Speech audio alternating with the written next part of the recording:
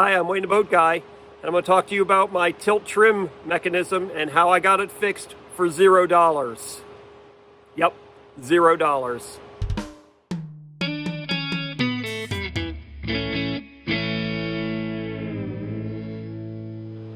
So the tilt trim mechanism on my inboard outboard 4 Winds Horizon 230 is a Volvo Penta system. And so it's a Chevy V8 engine and Volvo Penta drive. My tilt trim mechanism is located in a really challenging place to get to, way down in the back of the boat. And so I removed a lot of stuff to be able to get down to where it's at.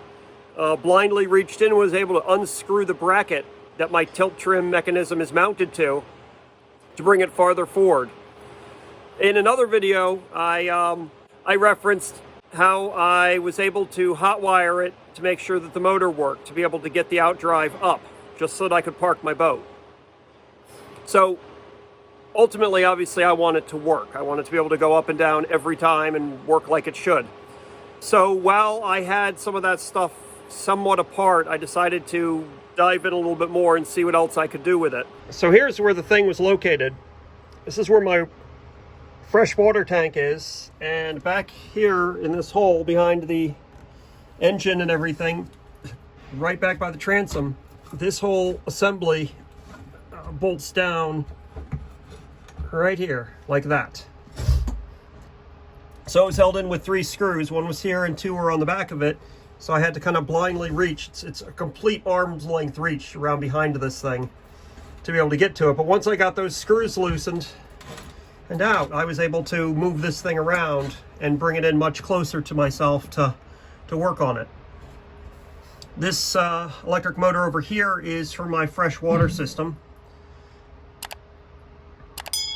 and that does work. So, and then here's the reservoir where the fluid goes, so I'm gonna top that up, but I'm gonna clean up these connections because I just basically unplugged this and then these 2 relays, and that's what showed me my problem.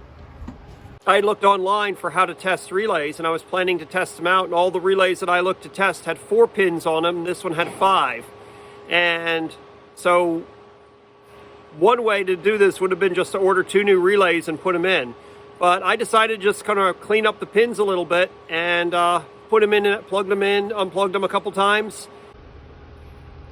Here's one of the relays, and the difference between automotive relays and marine relays apparently is because they're sealed. If you notice, this is like it almost looks like a silicone, and so it seals to keep it from moisture.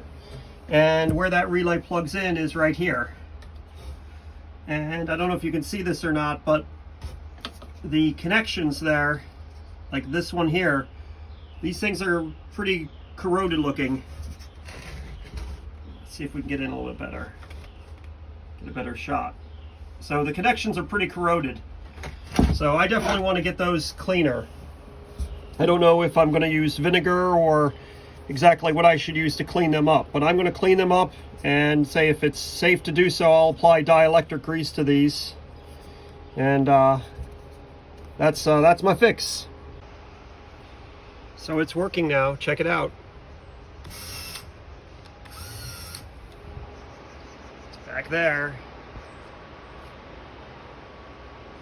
Up, down. It's working. The area where this bolts is directly underneath of this, which is the shower, the washdown on the back of the boat. And its cover is missing, which I didn't realize. So water probably coming in through there and dripping down onto that assembly, which isn't good. So we're going to address that. But it works.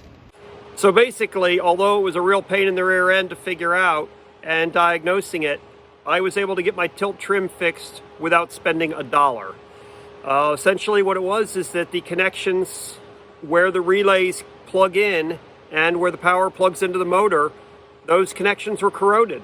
and I don't know why. I don't know if it's just from old age or what. And I went over to the switch and it works.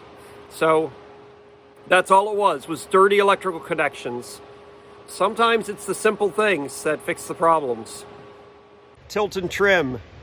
It's a good thing. No dollars spent to fix that.